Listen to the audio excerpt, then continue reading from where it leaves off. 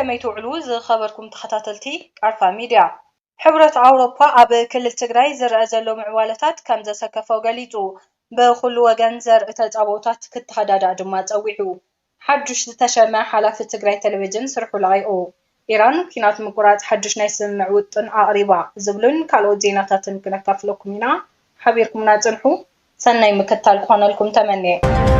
نموياي أمون نمخان كبيد وسانة وسينة كبل قدمة معلتات ببرزدانت جزيوة محدار تقرأي زتشمع غازيتنيا أفورك قبريوت أفليتو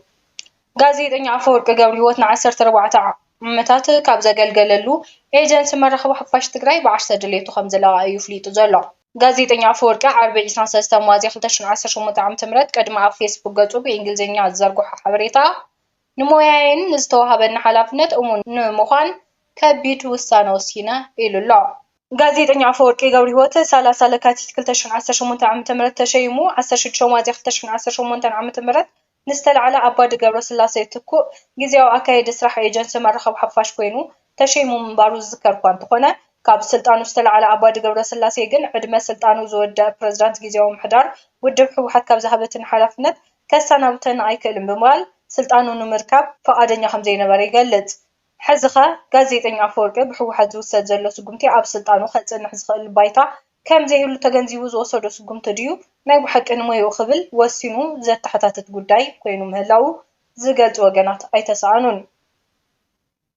حبرة أوروبا عب كلل تقراي زرع زلو معوالتات كم زسكفة قليتو بخلو وغن زرع تتعبوتات كتخدادا دما توعيو اتي حبرة بحامو الثالثة موازي خلتشن عشرين شدشن عام تمرت عبزوتو مقلتي اتي عب تقراي ان عرق زمت زلو خونتات بعبي سكفتا يكاتات اللو خمزلو فليتو عب تقراي دحرتن خلت عام استخايدة دماوي خوينات استفر مسمع بورتريا نتو خوينات دو كوانتا بلا بتاخلل نابتي زنبرا مولو سلام كتملا سايكا علتن بمسارة توعل زقوما جزيو محدار عب عفزات اما عنقزات اتساند سمع خمزيت عوتن متعنا عفات كم استرعين كقلت أنحيو عبز مداي كلتيوم فرمتي اتساند نحد حدوم ككاسسو تنحو خينوم اتشقراي تفتحن ناب كالق زوركينات كيعاتو دما سكف تفتيرو تنحيو عب كم دزبالي حرقوز قوز تنحي جزيو محدار عبز حالفة ورحي بشوعات مازي خلتش نيسان سلستان عم تمرت وقدامي مستر أبي حمد عدم سلطانو نحد عم تكنا واحد حرموستانو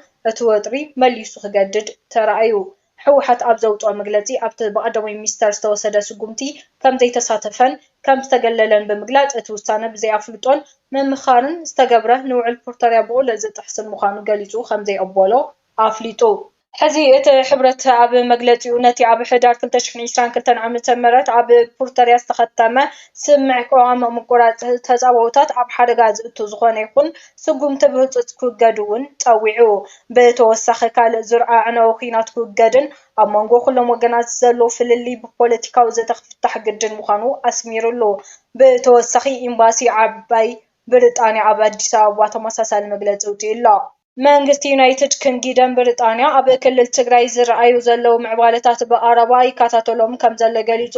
እቲ ኤምባሲ ኣብ ዘውፅኦ መግለጺ ክልቲኦም ኣካላት ነቲ ኩነታት ንኽረድኡን ነቲ ቀዋሚ ስምዕ ደሞ ባልተጻወታት ንምትግባር ብህጹጽ ናብ ናይ ዘተ መድረኽ ንኽምለሱን ጻውዒት ይቐርብ ከም መጠንቀቕታ ዝሕለፈ ጉዳይ እንተሃለወ ፌደራል መንግስትን ሕወሓትን ምስ ማዕንቀፍቲ أتسمع بورتريا زي سمعمعو تجبرت كاب مفتام كلهم وجنات نخوض طبيعة تحساسب زي خون صعبين جدت راج ما يزل على أنتو خوينو جن جدت نتجرين يوتوبيان ملأتي زوان أزيو عنا وخون كان زخالية أنكا جنرال البرهان بعربي إمريت صابيلهم كأتو وزنبرو بركت زبالة أدوار كمثلة حزة تسمعوا وحيلتات حبرات عربي إمريت استمالي أبز جبر وسرحيت عادست حلالخن زعبين سنسالة زي حقاوم السجار مسارح وكينات كمزة فشلو أفليتهم طال العقب حق إتحاجر كمز قلتو أبز زي حقاوم مربب عسر شعطو القصباتن شدشت كالاتن تساتفتو خينهم تاريخي ومالو اتتكالو سيو خمز حبرو أبز قبن زي نحسو تسوا وحاجز عنتن يساند مجبر بارن زي حقاو زور جنزبن كالوت جمناتن كمز تفتمو تحبيرو ما بقت زي قداي زخنا بروا حدا نفارت سوا حاجز زوعل مدحانيت زعانت እያ ብዝብል ኣብ ሕቡራት ዓረብ ኤምሬትስ ዓሊባ ንክትበር ዝቐረበቶ ጠለብ እዩ። እቲ ጠለብ ካብ ሚኒስተር ጥዕና ፌደራል ሪፐብሊክ ሱዳን ብዝብል ናይ ሓሶት ደብዳቤ ዝቐረበ ብምንባሩ መጀመርያ ፍቃድ ረኺባ ነይራ። ይኹን እምበር በቲ ኩነታታት ጥርጣረ ዝሕደሩ ሓይልታት ጸጥታ ኤምሬትስ እታ ነፋሪት ቅድሚ ምዕላባ ኣድላይ ምርመራ ክገብሩ ጀሚሮም። ዝተረኸቡ ውፅኢታት ምርመራ ናብቲ ዘይተጸበይዎ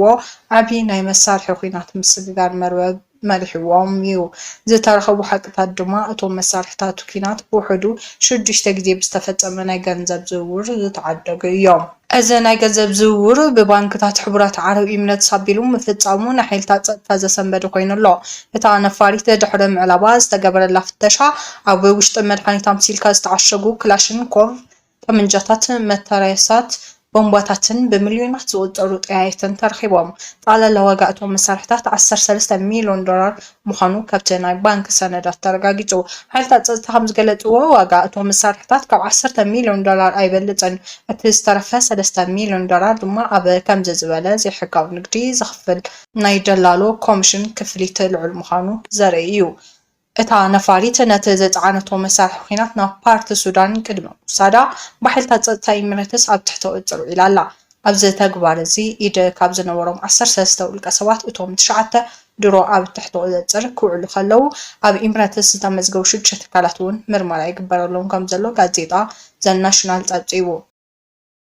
ኢራን ኩናት ንምቁራጽ ሓድሽ ናይ ስምዕ ውጥን ኣቕሪባ። ቤት ጽሕፈት ዜና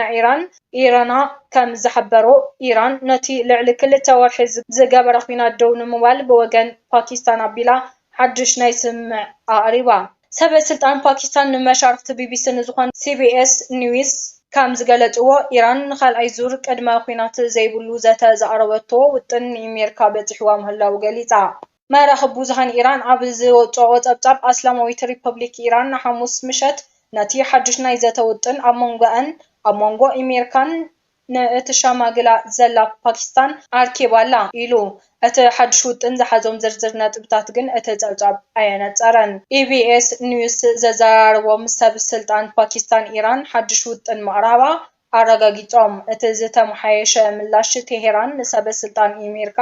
ከም ዝበጽሖም ገሊጾም። ትራምፕ ወገኖም ብዛዕባ እቲ ምስ ኢራን ዝግበር ዘተን ኣብ ፓኪስታን ክካየድ ተሓሲቡ ዘሎ ርክብን ሓበሬታን ሂቦም። ትራምፕ ኣብ ዝሃብዎ ሓበሬታ ኢራን ስጉምትታት ወሲዳ ኣላ ግን እኹል ኣይኮነን በሃሊ እዮም። ፕረዚዳንት ዶናልድ ትራምፕ ንጋዜጠኛታት ኣብ ዝሃብዎ መግለጺ ኢራን ስምምዕ ንምብጻሕ ስጉምትታት ከም ዝወሰደት ገሊጾም። ይኹን እምበር ክሳብ መወዳእታ ክበጽሑ እዮም ዝብል ርግጸኛ ኣይኮንኩን ክብል ገሊጾም።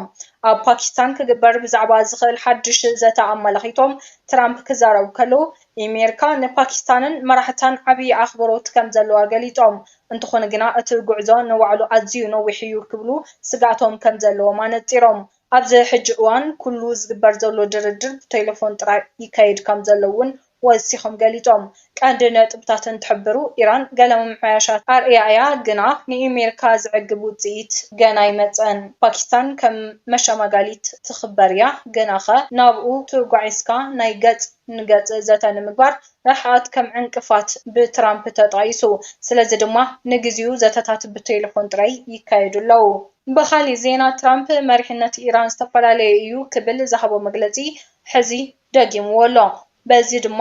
ኣዝዩ ዓብዪ ዘይምስምዕማዕ ኣሎ። ንሕድሕዶም ንምስምዕማዕ ዓብ ፀገም ኣለዎም ክብል እቲ ፕረዚዳንት ሕቡራት መንግስቲ ኣሜሪካ ገሊጹ። ወሲኹ ድማ እቲ መሪሕነት ኣዝዩ ዝተበታተነ እዩ፣ 2 ወይ 3 ጉጅለታት ኣለዎም፣ ምናልባት እውን 4። ከምኡ እኳ እንተኾነ ኩሎም ውዕል ክገብሩ ይደልዩ እዮም ኢሉ። በንጽሩ ሰበስልጣን ኢራን ኣብ ጉዳያት ውግእን ዘተን ሓዊሱ ኣብ ትሕቲ እቲ ናይ ሃገሮም ላዕለዋይ ቤት ምኽሪ ሃገራዊ ድሕነት ሓደ ዝኾነ መርገፂ ከም ዘለዎም ይገልጹ። ብተወሳኺ ዶናልድ ትራምፕ ኢራን ኒውክለር ክትውንን ኣይፈቅድን እየ ኢሉ። ፕረዚዳንት ዶናልድ ትራምፕ ስፔንን ኢጣልያን ኣብቲ ኣሜሪካ ኣብ ልዕሊ ኢራን እተካይዶ ዘላ ወታደራዊ ስርሒት ዘርኣዮ ደገፍ ኣዝዩ ትሑት እዩ ብምባል ዳግማይ ነቒፍወን። እዘን ሃገራት እዚአን ኢራን ናይ ኒውክለር ኣጽዋር ክህልዋ ንቡር ኮይኑ ይስምዐን ይህሉ ይኸውን ክብል እውን ከሲሱ።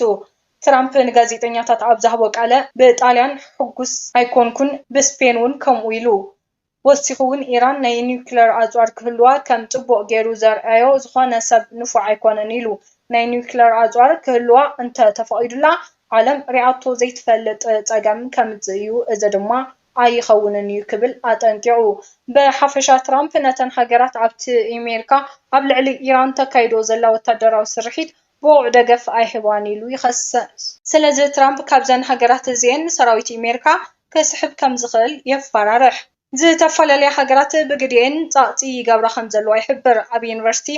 ሐመድ ቢን ካሊፍ ኳታር ፕሮፌሰር ዝኾኑ ሱልጣን ባረካት ንአልጀዚራ ከም ዝገለጽዎ ንፓኪስታን ሓዊሱ ቻይናን ሃገራት ወሽመጥን ጎረባብትን ፃዕርታት ኣብ ምክያድ ይርከባ እዘን ሃገራት ዝገብርኦ ፃዕሪ ብንፅር እንትረአ ፓኪስታን ነቲ ውግእ